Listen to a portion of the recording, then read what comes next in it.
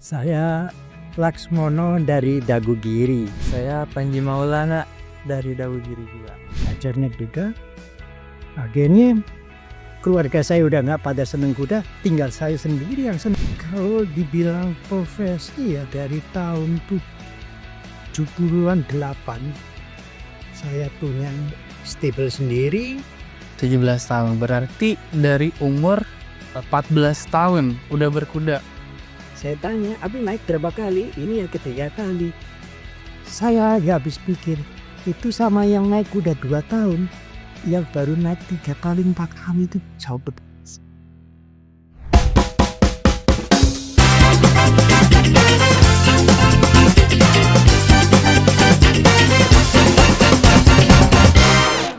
Banyak yang bilang equestrian itu olahraga mahal, elit, dan eksklusif. Tapi ternyata sekarang ini semua orang udah bisa akses. Nah, untuk lebih jelasnya lagi, sekarang kita udah kedatangan tamu dari Dagogiri Equestrian dengan Om Mono dan juga Mas Panji. Mungkin boleh perkenalan dulu? Saya Laksmono dari Dagugiri.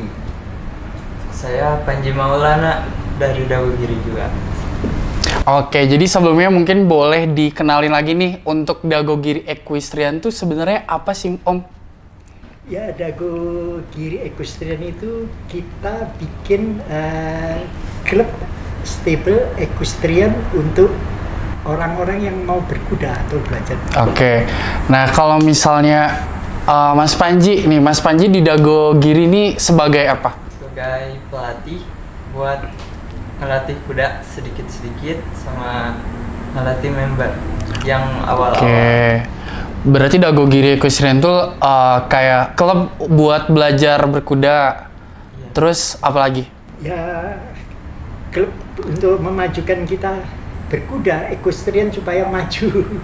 Karena sudah terbentuk 6 tahunan. 6 tahunan, oke. Nah, terus apa nih yang bikin Om tertarik dengan equestrian ini gitu? Apa sih daya tariknya gitu? Waduh, kalau tertarik ya karena mengenai kuda dan saya senang naik kuda. Oke, jadi Om lebih memang dari sananya senang berkuda.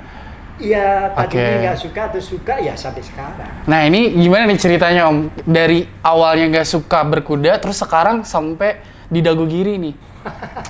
Ya panjang sekali jalannya. Oke. Dari nggak suka terus saya tahu-tahu mulai belajar naik kuda. Akhirnya keluarga saya udah nggak pada seneng kuda, tinggal saya sendiri yang seneng kuda jadi saya nggak tahu itu. Oke, kalau Mas Panji ini gimana nih ceritanya? Saya pertamanya main-main gitu ke stable equestrian itu.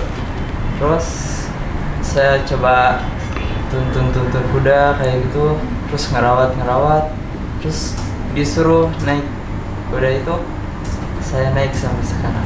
Gitu. Oke, dan akhirnya sekarang jadi profesi ya gitu. Iya. Udah jadi keseharian gitu. Nah, chemistry sama kudanya ini gimana nih?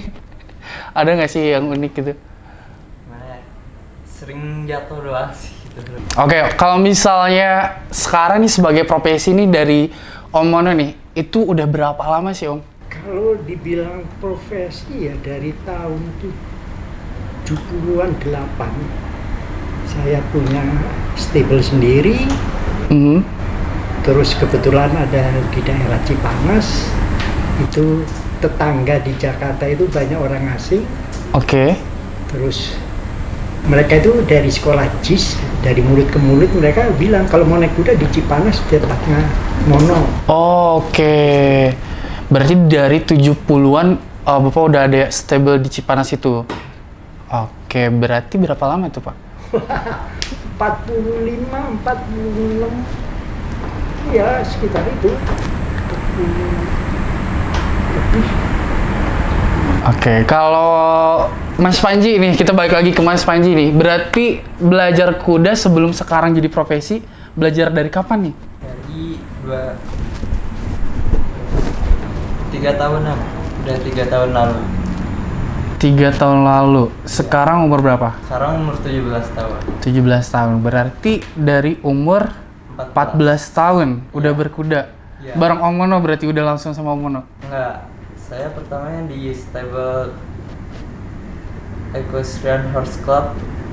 Nah, baru di situ 2 tahun lebih 5 bulan. Nah, di situ udah itu dipanggil ke Dago buat ikut Porda pertamanya.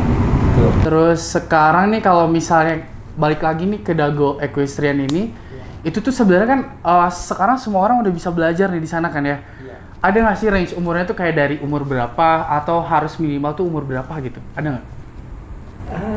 Agak repot. Saya lihat ada yang umur 7 tahun naik udah bagus. 7 tahun udah naik kuda Pak? Waduh. Kalau misalnya kayak seumuran saya nih Pak, 25 tahun baru belajar berkuda, itu kira-kira bakal jadi agak alot nggak sih belajarnya atau oke-oke aja nih kira-kira? Kalau saya kira alat enggak.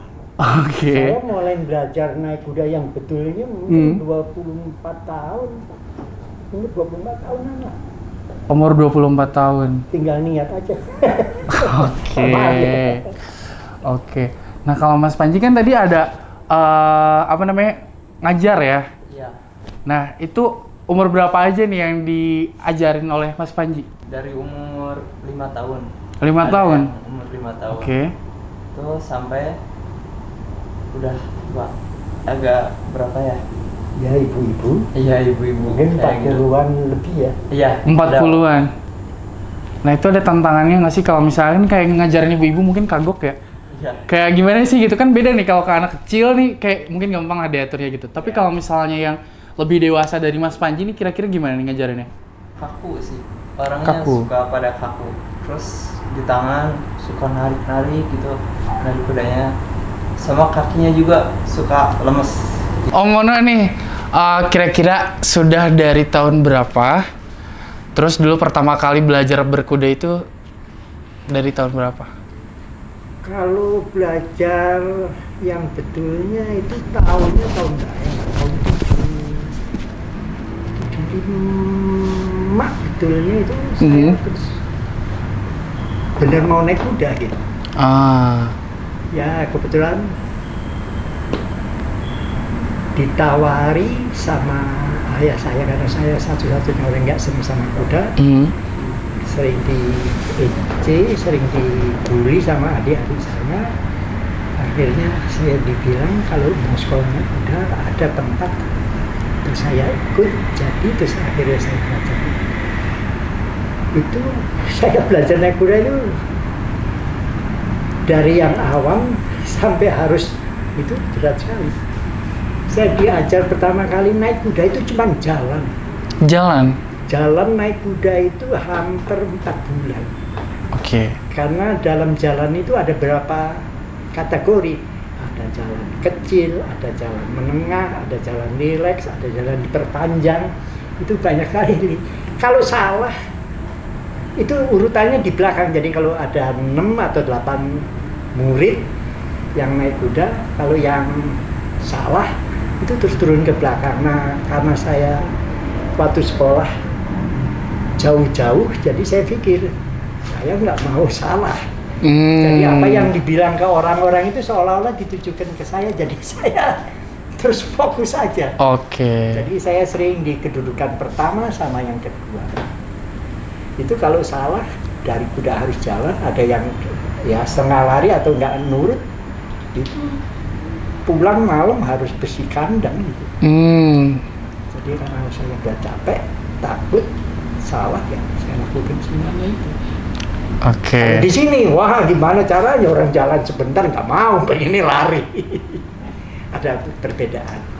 Jadi banyak anak-anak atau teman-teman saya yang mau ikut sama saya, ya saya sering bilang.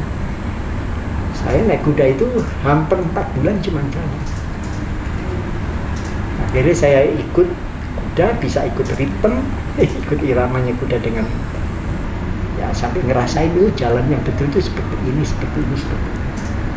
Oke, kalau tadi Om ada bilang terkait ritme segala macam, kan berkuda ini olahraga yang melibatkan hewan gitu. Memang kan kayak chemistry-nya tuh harus gimana sih gitu, sedemikian rupa agar kita dapat feeling-nya nih dan kuda pun kayak betah gitu. Itu gimana? Ya kita harus betul-betul pertama kali naik kuda ya menjiwa ini kuda kayak apa dan kita harus juga kerja sama si kuda. Oh, si kuda kepengennya seperti ini, kuda ini nggak mau digini, kita cari supaya bisa bonding sama si kudanya. Oke. Jadi kita harus memahami ya kuda tuh kayak gimana sih gitu, sukanya gimana, nggak sukanya gimana. Baik. Kalau Mas Panji nih udah dari tahun berapa dan berapa lama nih belajar berkuda? Kalau saya dari umur 14 tahun baru naik kuda itu. Pertamanya saya main ke stable kayak gitu, Bandung Equestrian ke situ. Terus saya belajar nuntun kuda, ngerawat kuda, baru disuruh naik saya pertama gitu. Dari jalan diajarin prot gitu. Terus sampai sekarang. Oke, kalau dari umur 14 tahun nih, itu tuh apa sih yang jadi triggernya gitu? Apa yang membuat Mas Panji tertarik buat berkuda gitu? Karena seneng aja. Karena seneng. Ya. Berarti emang kemauan diri sendiri nih gitu, nggak ada paksaan nih? Betul. Oh, aduh, keren. Dari umur 14 ya? Iya. Umur 14, oke. Nah, kalau sekarang nih, masih Mas Panji ya? Sekarang kan jadi instruktur nih ya, di Dagogiri Equestrial kan. Nah, itu tuh butuh berapa lama nih dari belajar dulu sampai sekarang jadi instruktur nih? Kebilangnya agak lama sih segitu ya, cuman ya nggak terlalu juga karena punya kemauan gitu. Oke. Jadi saya harus bisa ini, jadi harus ditekunin banget gitu. Kalau Saya menyela sedikit dari pengalaman Panji sering melatih terus dapat masukan jadi akhirnya dia terbentuk, oh kalau naik kuda harus gini, jadi dia bisa menjabarkan membernya jadi melatih. Iya, keren. Nah, kalau misalnya untuk yang belajar nih, ini sebenarnya dari range umur berapa nih? Apakah ada minimal umurnya, usianya berapa gitu, atau ke maksimalnya mungkin ada? tergantung orangnya itu. Oke. Tergantung kemauan orangnya. Karena ada juga yang dari 5 tahun sampai ibu-ibu, orang tua, orang dewasa juga ada. Oke, berarti Mas Panji ini untuk apa yang namanya kelasnya itu ada berapa orang nih? Udah banyak sih. Berapa nih untuk saat ini? Saat ini lebih dari 20 sih. Lebih dari 20 dengan umur yang berbeda-beda.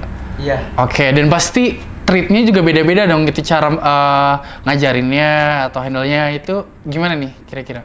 Kalau anak kecil biasanya kan lebih lentur tulangnya ya. Oke. Jadi lebih enak gitu ngajarinnya. Nah, kalau orang dewasa biasanya lebih kaku sama suka narik gak jelas gitu. Sama di kakinya juga suka kosong. Kalau itu kayak gitu. Kalau yang di atasnya Mas Panji ini usianya itu gimana? Di atasnya saya Iya. sama juga dia suka kaku, apalagi baru belajar kan, suka kaku gimana gitu, jadi susah buat ngerelaxinnya, butuh 3 kali lah, kalau nggak 3 kali lebih dari itu.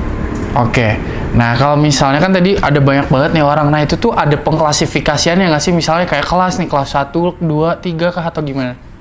Ada juga, jadi kayak yang pertama langsung bisa gitu, keduanya diajarin yang beda lagi, ketiganya diajarin yang beda lagi, kayak gitu. Kalau dianya nerap, diajarin terus menambah lagi. Oke, baik. Jadi diberi angka kesulitan lebih. Kalau misalnya Om Mono nih, kita kembali lagi nih ke Om Mono nih, kalau kuda-kuda yang ada di sana tuh treatmentnya gimana sih Om? Ya, biasa setiap pagi harus keluar kandang dan dilatih. Oke. Juga untuk keperluannya, untuk atlet siapa, untuk member yang bagaimana, sama untuk yang punya kuda sendiri, jadi treatmentnya. Oh, ada yang punya kuda sendiri? Ya. Ada banyak, Pak? Ada beberapa orang dan beberapa. Oke. Nah, kalau hewan itu kan sebenarnya agak rentan stres ya, Pak ya? Nah, itu gimana nih cara hiburnya gitu, Pak? Nah, ya itu sering latihan. Latihan, oke. Kerja sama, ajak bicara. ajak main dengan artian kata tadi dinaik yang sabar. Nanti lama-lama ya kuda juga seperti kita juga punya penalaran, jadi dia bisa baik. Oke. Nah, ini kudanya ada berapa nih Pak di sana Pak? Totalnya gitu? Kalau total ada 23 tambah 1 ekor kuda yang baru lahir mungkin 2,5 bulan yang lalu. 24 ekor. Nah, berarti ini untuk kudanya itu nggak semuanya bisa buat race gitu, buat pacu gitu? Untuk ditunggang, ya kayak buat breeding, yang udah punya anak itu nggak bisa. Terus ada 1 ekor kuda untuk biasanya untuk atlet, untuk yang naik karena dia diprogram untuk hamil, jadi dia istirahat, di treatment untuk breeding. Oke, jadi benar-benar perhatian itu khusus dan beda-beda juga ya Pak ya gitu? Ya semuanya. Semuanya ya. Nah kalau misalnya ada kendala nih Pak dari kudanya, mungkin kayak ada kuda yang misalnya nggak bisa berpacu nih keluar, atau apa nih harus apa nih treatmentnya gitu? Ya treatmentnya ya dilatih itu tadi. Dilatih tadi ya. Yang kayak misalnya kayak kudanya nggak balance nih ke kiri atau itu gimana Pak? Ya itu ya dilatih macam-macam, ada yang dilatih ditunggang supaya beloknya luas, belok kiri luas, berhenti mundur, maju, ya seperti itu treatment. Nah terus kalau misalnya ini kuda nih penanganannya salah nih, karena kan sebenarnya beda-beda kuda kan treatmentnya beda juga nih. Nah kalau misalnya penanganannya salah itu harus gimana nih Pak? Ya dilatih atau dinaik ulang, diperbaiki ya seperti tadi. Oh ini tadi sering lari katakan, supaya lebih pelan larinya, itu kita latih. Ya mau belok ke kiri atau ke kanan ya kita lemeskan, kita latih belok kiri belok kanan. Ya mau berhenti ya kita ajarin dia berhenti mundur jalan kerja lagi. Oh diperbaiki itu dalam artian ya diajarin ulang lagi gitu. Oke, dan itu biasanya langsung jadi prima lagi si kudanya? Bisa. Oke. Dalam waktu berapa lama nih Pak? Itu tergantung. Ada kuda yang punya masalah, otot-ototnya kurang betul ya akan.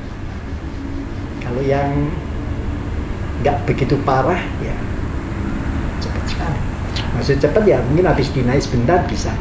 Ada yang perlu dilatih dengan tali supaya belok bending-bendingnya itu baik.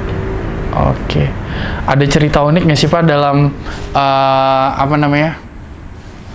memperbaiki lah gitu, itu gimana nih Pak? Ada hal unik nggak? Ya banyak, karena apa tuh? 10 ekor kuda itu 10 karakter, 10 kemauan juga, jadi kita harus bikin kalau bisa sama. Meskipun karakternya beda tapi dibikin sama supaya yang naik nanti juga ikut sama. Oke. Nah terus kan tadi ini masalah otot nih ya. Nah kalau kuda tuh ada dipijat juga nggak sih Pak kayak manusia gitu Pak?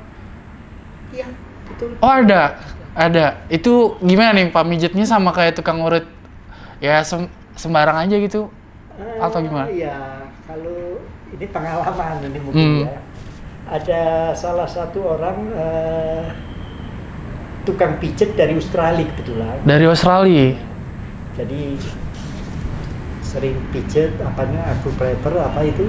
Akupuntur? Bukan aku. Oh beda lagi? Beda lagi. Itu kuda tarik, artinya dibetulin gitu. Kebetulan orang capek yang mijetin, terus tanya di sini ada orang yang bisa mijet nggak? Maksudnya mijet orang. Mijet dianya ya? Yang tukang pijet dari Australia itu karena kecapean, banyak masalah kudanya, terus jadi dia pijet. Waktu dipijet sama orang Indonesia, dia bilang, wah kamu bisa mijet saya berarti kamu bisa mijet kuda. Nah, terus diajar sampai sekarang dia jadi termasuk baik sekali untuk mijet kuda.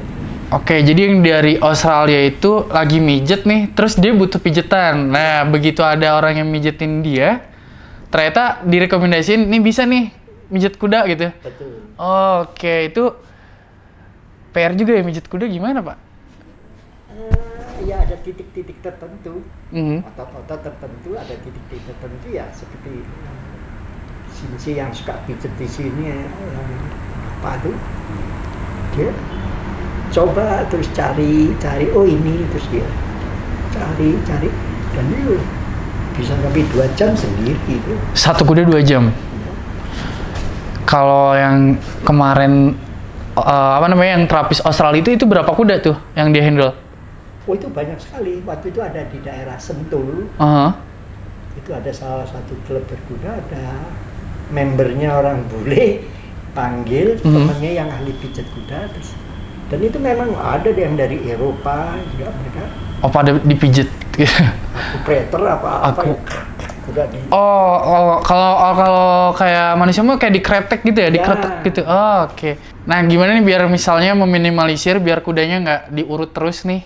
Berarti kan gimana cara menunggang dengan benar gitu kan? Ya. Nah itu gimana Pak?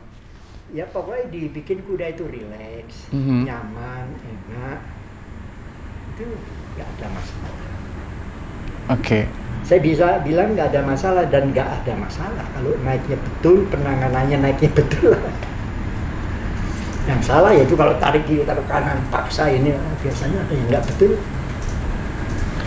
Karena kalau orang-orang awam nih kayak saya, kayak ngelihatnya tuh memang cara ngendaliin kuda tuh dari apa tali itu apa namanya? Rein. Tali kekang. Oh oke. Nah dari tali kendalinya itu kayak udah ditarik atau belok kiri belok kanan. Ternyata bukan perkara itu ya Pak ya? Oh ya, kalau tangan itu cuma alat bantu. Yang paling penting itu kaki. Jadi belokin kuda, bikin gerakan apa-apa itu sama kaki. Oke. Tekan sini, tekan sana, cari titiknya. Dari apa namanya yang paling jadi perhatian tuh justru kaki gitu, bukan tangan. Oke. Nah balik lagi nih ke Mas Panji nih, kalau misalnya untuk pemula kan pasti ada salah-salahnya nih ya. Berarti kebanyakan salahnya dari kaki. Betul. Itu gimana? Kayak Mas ini tolong kakinya diperhatiin atau gimana nih gitu? Iya. Kalau salah sih si orang pemulanya itu kakinya saya benerin dulu, saya berhentiin, kakinya harus gini, terus suruh mundur gitu, kayak gitu. Cuman kalau kakinya tetap kayak gitu, saya suruh jongkok dulu, suruh jongkok orangnya, baru lama-lama terus berapa putar, udah itu kakinya pasti nginjek bawah.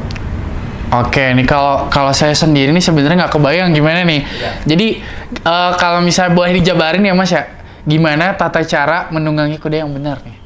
Tata cara sama Om Mono langsung. Iya. Boleh, Om gimana nih tata cara biar naik kuda biar nggak diurut nih gimana nih? Satu badan itu juga harus lurus semuanya. Oke. Sama kaki. Jadi kalau belok itu di bend, jadi cuma sama tulang duduk kita aja. Kalau nggak hips diputer gini, kuda akan ke sana akan ke sana. Terus titik berat ke sana, kuda ke sana, titik berat ke sana, kuda ke sana. Jadi semuanya dari. Oh berarti lebih kayak badan tuh condongnya kemanapun kudanya bakal bisa ngerasain gitu? Itu yang betul. Oke. Berarti lebih kayak kaki, ini mainin kaki kan tadi ya? Iya. Kaki, terus ya udah condongin badan aja, jadi nggak usah harus ditarik gimana gitu? Betul. Oke. Kalau tadi ada masalah Mas Panji, saya minta maaf. Karena kalau orangnya baru naik kuda, kakinya belum kuat, kosong, jadi kakinya goyang-goyang, kuda juga bingung. Oh. Jadi kakinya harus diam di satu tempat, jadi titiknya di mana. Kalau baru belajar memang seperti tadi, harus dibetulin dulu. Karena masalahnya yang baru itu kakinya. Ya, jadi kudanya juga. Iya. Karena kuda yang citra latih itu biasa. Kakinya kemana ya, pokoknya lurus, belok. Oke, kuda citra latih. Nah itu tuh apa nih sebutan buat kuda yang buat latihan atau gimana? Ya, kalau kuda citra latih itu kuda yang baik untuk pemula-pemula yang baru naik. Oke, nah berarti nih kalau tadi kan tata caranya udah nih. Ya. Nah kalau naik kudanya nih gimana? Harus dari kanan, dari kiri, atau dari belakang nih malah? Gimana nih? Siapa dulu nih? Boleh? Om Mono, boleh? Ya, kalau naik kuda itu etik aja dari sebelah kiri. Etikanya dari sebelah kiri. Kebiasaan semuanya Oke. etik dari. Berarti nggak bisa nih. Sebenarnya bisa-bisa aja dari kanan, cuman bukan etikanya gitu. Oke. Dari depan, dari belakang bisa. Oke. Nah, enggak sih kalau dari depan gimana, Pak? Lu ada? Oh, ada. Yang ya mungkin sedikit sekali ya, kayak orang mau demo gitu. Jadi kudanya diajarin angkat kakinya yang depan, gini terus dia naik kan dari depan. Oh, Di oke. sirkus itu kan ada, mungkin ya pernah lihat naik kuda. Tapi itu jarang sekali tuh. Jarang banget. Nah, kalau tadi kan ini masalah feeling kan, sebenarnya feeling dan chemistry nih. Kalau misalnya dari awalnya naik tuh udah salah, terus si kudanya jadi bete, ada nggak sih? Misalnya kayak loncat nih, terus si kudanya jadi ngamuk nih, sampai terakhir nggak bisa nih dilatih. Itu bener nggak? Iya bisa. Kalau naiknya salah, ketarik-tarik suruh loncat, dia bete juga. Meskipun ada kuda yang udah sekolah pinter, tapi kalau kudanya pinter lah ya, yang naik sembarangan atau yang naik nggak nyenengin kudanya, ya kudanya bete. Meskipun kuda itu pinter dan kuda itu bagus. Kalau yang naiknya lalu pemandu jadi yang lihat, yang apa sih, kayak instruktur gitu, pelatih. Oke, berarti tugasnya Mas Panji itu kayak ngerti. Oke. Nah, kalau kudanya sendiri nih ya, itu kan ada apa aja nih olahraganya? Ada yang berpacu atau apa lagi nih? Kalau untuk olahraga berkuda itu di Indonesia pertama kali banyak orang yang senang pacuan. Jadi pacu itu memang udah legenda ya, udah dari zaman dulu. Kalau berkuda olahraga yang ditonjolkan ya pacu. Pacu. Terus lama-lama ada tunggang. Tunggang, oke. Jadi kuda dinaik tunggang, terus ya akhirnya meningkat. Ada sekolah berkuda supaya nunggangnya seperti ini. Terus akhirnya ada cabang olahraga berkuda seperti ada loncat, ada tunggang serasi, jadi naik harus serasi. Ada yang cross country, kalau sekarang orang yang bilang trabas atau apa ya, cross country lah. Cross country. Kayak off-road lah. Kalau mobil atau kalau naik motor yang belasak-belasak, kita bilang itu ada cross country atau eventing. Ada juga yang dibilang polo, ada yang bisa dibilang lagi satu lagi endurance, jadi naik kuda itu jauh-jauh, daya tahan kuda, jadi ada yang 60 kilo, 120 kilo sampai lebih dari 100. Waduh, keren-keren. Nah, berarti yang paling populer pada saat ini di Indonesia itu pacuan kuda, lebih ke pacuan kuda apa gimana? Ya, pacuan kuda masih tetap populer, tapi sekarang ini rame dengan istilahnya jumping. Jadi kuda loncat itu sekarang. Kuda loncat? Ya, jumping ya. Oke. Nah, kalau misal untuk pacuan kuda nih Om, itu tuh kan nggak semua kuda yang bisa jadi pacuan kuda. Semuanya kuda bisa dilatih untuk pacu. Dan banyak kuda pacu akhirnya kalau udah nggak bisa pacu lagi dipakai untuk tunggang, untuk equestrian. Oke. Jadi kalau ngelarin kuda cepat itu gampang latihnya Pak. Tapi kalau kuda bikin lebih collected, lebih pelan, itu perlu waktu. Nah, kan nggak semua kuda ini bisa jadi pacuan kuda ya. Nah, atau apa ada kuda yang lambat gitu, tapi tenaganya gede nih gitu. Terus dipakainya biasanya jadi apa nih Pak? Ya banyak. Yang paling enak ya buat kuda dokar itu nari apa nih, kereta itu. Oh, oke. Yang dipakai buat delman, dokar gitu-gitu ya. Oke. Nah, kalau misalnya Pak Mono sendiri nih, apa pernah jadi atlet mungkin? Iya, saya pernah jadi atlet dari 78 sampai 96. Itu saya nggak ikut lagi, cuman sekarang jadi melatih kuda. Oke, dari tahun 78 sampai 96 menjadi atlet pacuan kuda. Tunggang. Oh, kuda tunggang, sorry. Equestrian. Equestrian. Oke. Terus setelah itu gimana Pak? Ya, saya akhirnya ya kerja untuk naik kuda sendiri, terus akhirnya ya diajak sama teman-teman buka sekolah. Terus karena saya senang melatih kuda ya, jadi saya. Oke. Baik. Dan sampai sekarang bisanya itu. Kalau sekarang gimana Pak? Apa masih jadi rutinitas nih Pak? Bapak sering itu tiap hari itu naik kuda apa gimana? Ya kalau naik kuda ya paling ya 1-2, tapi yang sekarang saya setting kuda supaya lebih nyaman, lebih balance sampai sekarang. Sampai sekarang, baik. Oke, balik lagi ke Mas Panji nih. Kalau Mas Panji nih latihan nih kira-kira nih berapa kali seminggu? Latihan Mm-mm. banyak sih. Soalnya saya naik biasanya 6 atau paling sedikit 2 kuda. Kalau yang Mas Panji ajarin berapa kali seminggu? Banyak. Kan di Dago buka dari Selasa sampai Minggu. Nah, dari Selasa itu udah mulai banyak orangnya. Oke. Banyak yang pemula-pemula. Nah, kalau misalnya latihannya itu di Dagogiri itu gimana? Bareng? Bareng. Jadi kayak misalnya yang pemula nih bareng ya udah gitu langsung latihan aja gitu. Ada 2 lapang soalnya. Mm-hmm. Kalau misalnya yang udah bisa atau jadi member kayak gitu biasanya ada lapang 1 lagi di bawah. Terus yang pemula-pemula biasanya di atas. Gitu. Jadi beda buat pemula. Beda. Nah, kalau misalnya tadi nih balik lagi ke kelas-kelasnya itu gimana sih, Mas?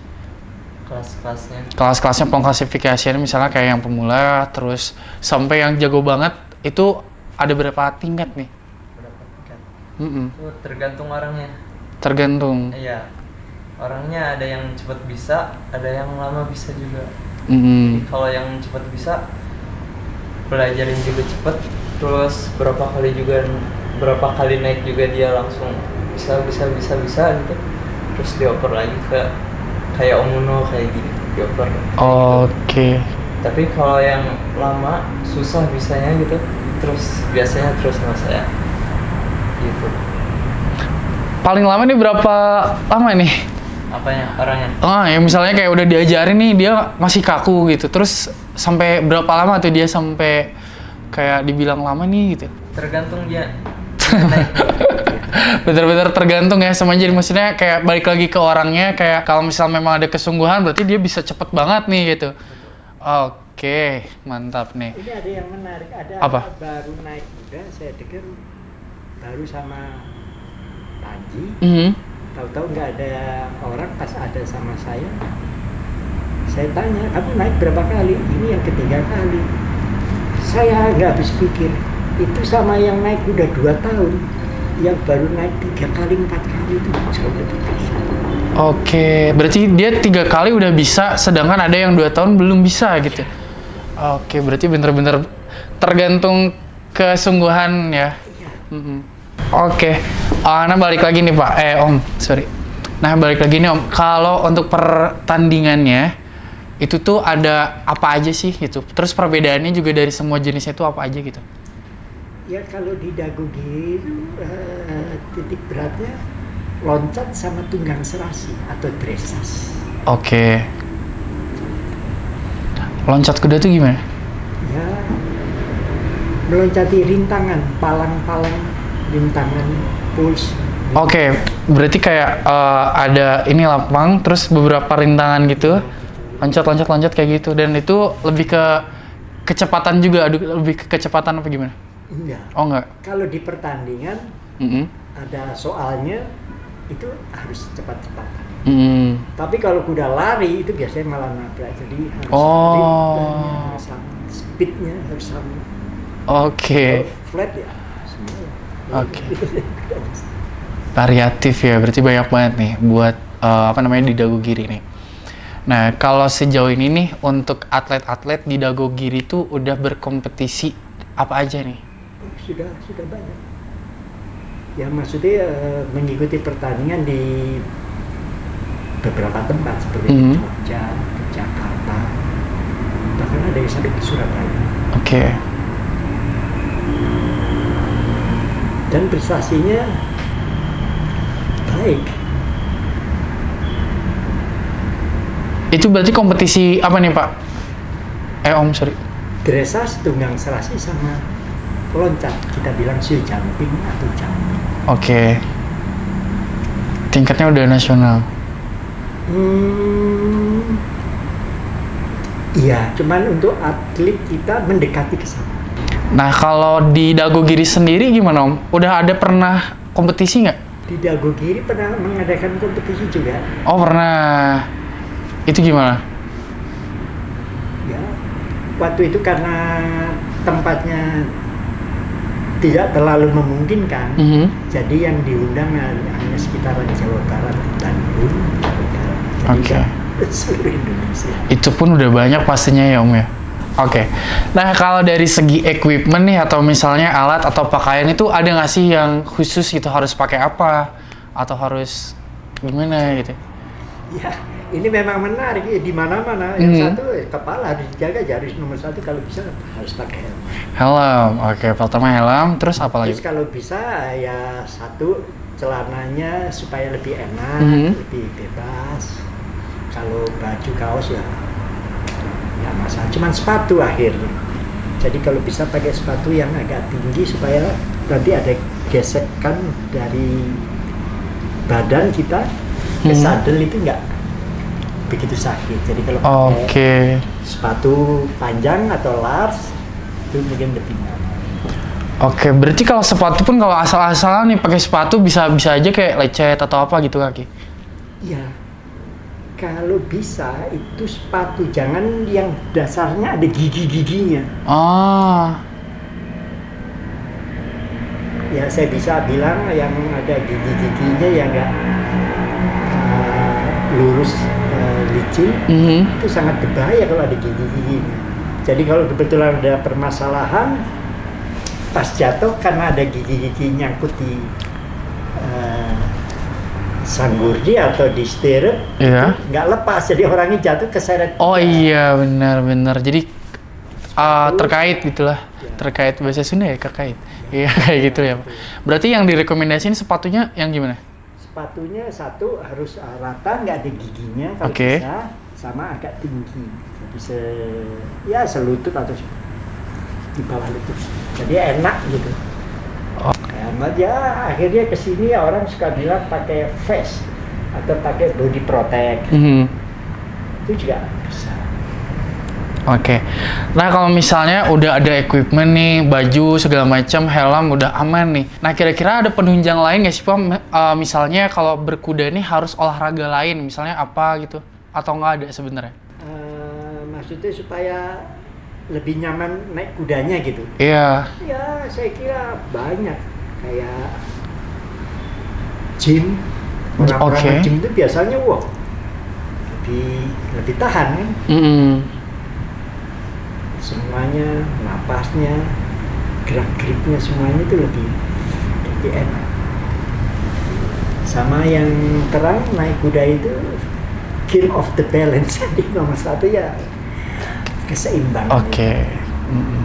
Nah, jadi kalau buat keseimbangan yang paling enak ya seperti orang bela diri itu, untuk bikin kuda-kuda lebih enak itu ya seperti itu kan. Orang bela diri itu kan sebenarnya tumpuannya ya kaki juga, keseimbangan.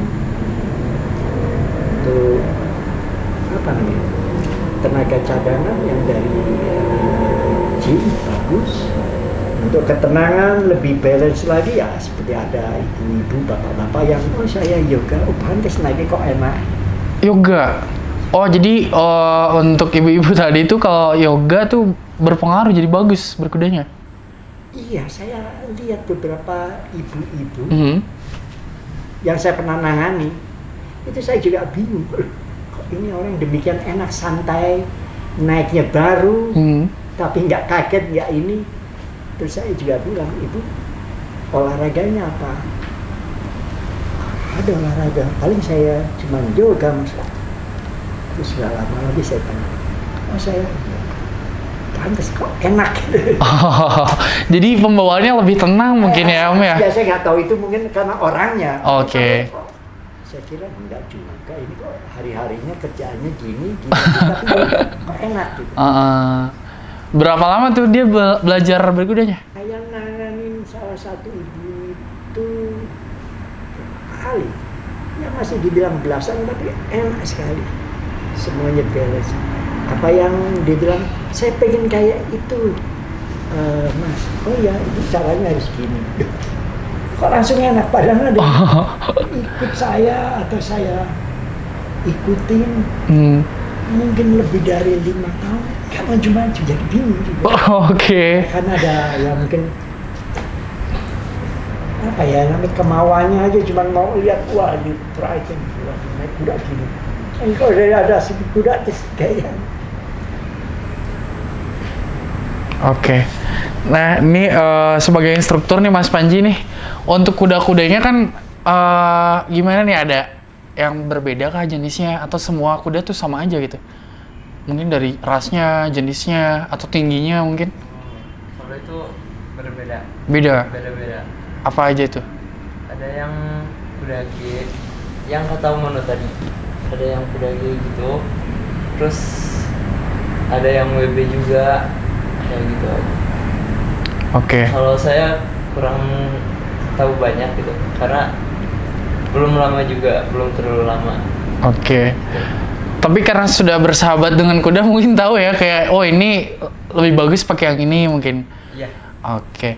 Tapi ada kriteria khusus nggak? Kriteria mana? Kriteria khusus kayak misalnya kalau kelihatan kurang bagus terus oh ini belum bisa kita pakai nih gitu, ada nggak?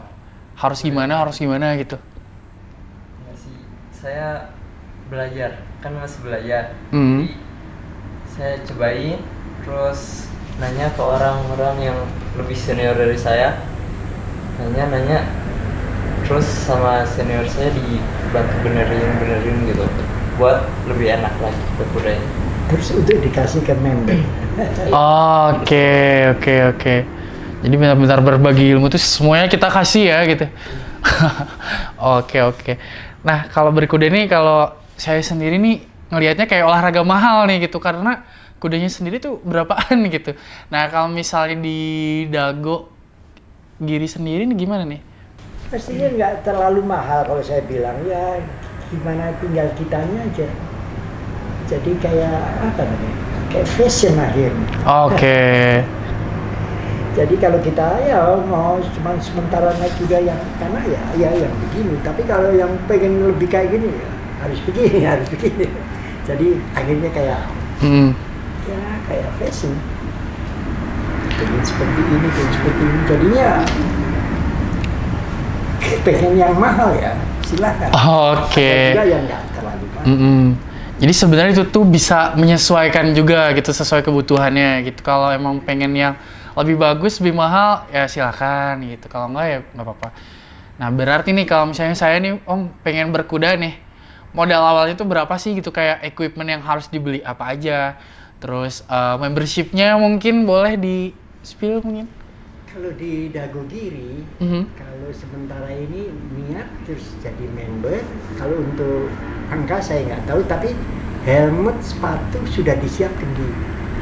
Oke, berarti tinggal bawa badan aja nih. Ya, Udah disediain semua. mau. Oh iya bener, sama niat ya, yang paling bener niat gitu. Nah, kalau kudanya tadi Om ada bilang nih, kudanya ada yang nitip. Nah, kuda tuh emang berapaan sih Om? Ya itu tadi kayak fashion itu tadi, angka kuda kita nggak tahu, relatif ya. Relatif, oke. Mungkin nih penonton di rumah ada yang pengen beli kuda. Mungkin boleh di spill range-nya berapa nih Om? Kuda dari harga berapa sampai berapa nih kira-kira? Ya beli dibilang ya maaf ada yang sekitaran harga 50, 60 sampai ya tak terhingga. Oke. Tak terhingga. Tak terhingga. Ya itu saya minta maaf sekali. Nggak apa-apa. Oke, jadi untuk harganya dari 50 jutaan ada sampai tidak terhingga gitu. Tergantung dari kudanya itu ya. Kalau misalnya kudanya emang jago nih pasti lebih mahal ya Om ya? Oh, sekarang ini sudah mulai banyak orang-orang Indonesia itu beli kuda. Itu yang udah sekolah di luar. Oke. Jadi dia beli dibawa ke sini, jadi naik itu enak. Karena udah di set di sana. Oke, beli kuda dari luar. Itu gimana Om, kuda yang udah dewasa kah? Terus dibawa? Udah di training, jadi bahasanya udah udah well school, Oh. ada yang master di sana, Aha. school master, Mm-mm. pada beli di sini, Oke. jadi tinggal naik. Oke, jadi tinggal istilahnya tinggal pakai gitu. Tinggal pakai Oke. gas rem. Oke. Nah, kalau misalnya selain impor kuda yang udah bener-bener di training, udah apa namanya tadi school Ya. segala macem, ada nggak sih yang lain gitu? Misalnya kayak impor anakan kudanya atau apa gitu, atau pembendingannya atau gimana gitu? Ya sudah mulai. Oke. Jadi mereka pikir kalau beli kuda yang udah well trained Mhm. atau yang udah sekolah, cari yang muda, yang lihat gerak-geriknya atau langkah-langkahnya, karakternya bagus, mungkin angkanya lebih kecil, jadi dia bawa ke sini, di training di sini, dinaik di sini, ditinggal di sini. Oke. Terus juga ada juga orang yang beli kuda dari sana betina yang sudah hamil, sampai sini lahir itu. Oke.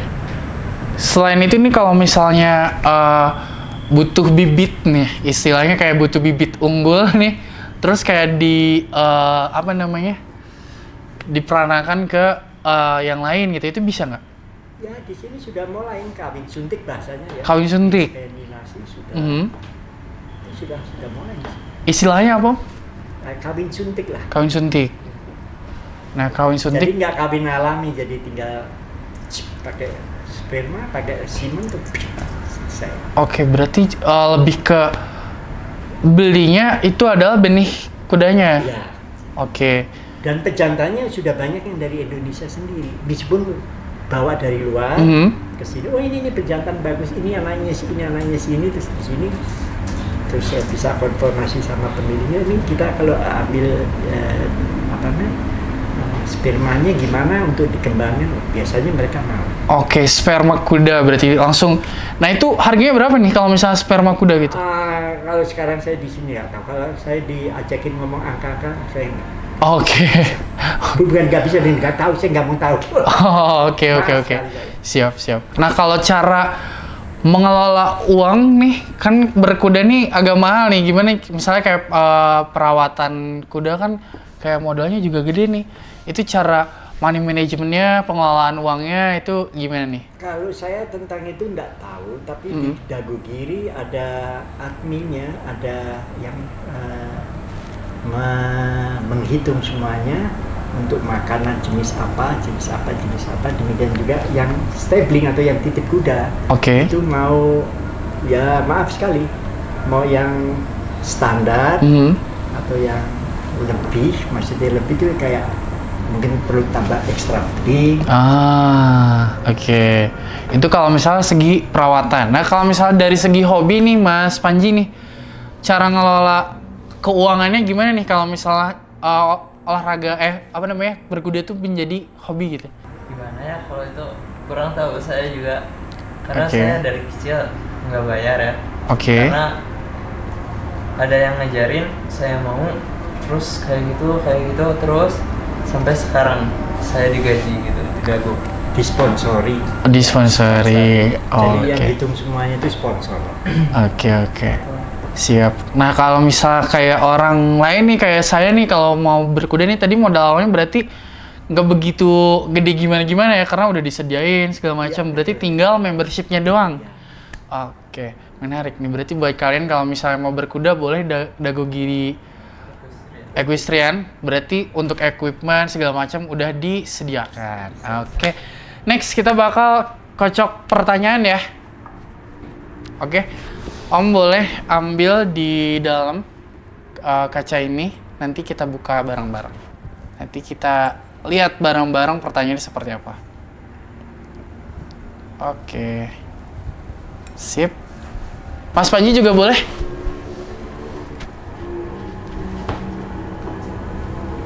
Sip. Oke. Saya buka ini. Boleh dari Om Mono boleh dibuka. Seberapa penting bagi Anda mengetahui legalitas penyajian jasa investasi atau trading? Saya nggak pernah mengerti ini dan tidak mau. Oke, baik. Dari Mas Panji mungkin boleh dibuka ya? kalau baru mulai trading berapa persen untuk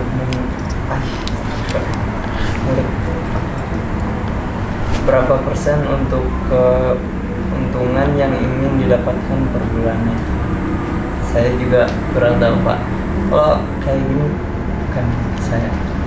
Oke.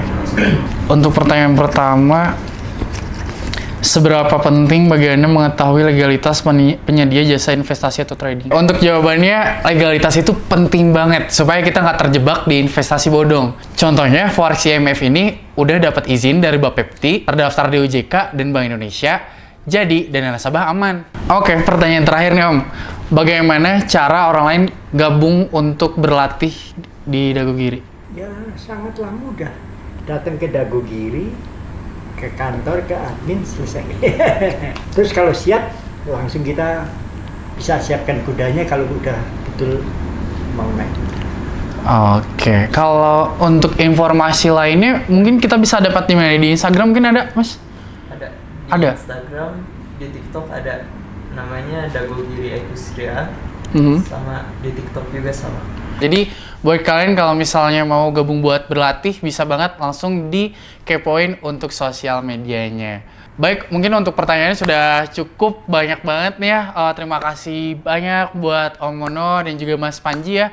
Semoga sehat selalu ya, semoga makin lancar ya untuk kegiatan dan lainnya. Oke? Amin, terima kasih. Baik. Bisa diterima di sini. Siap. Sampai jumpa lagi di episode Sela-Sela Podcast selanjutnya. Bye-bye.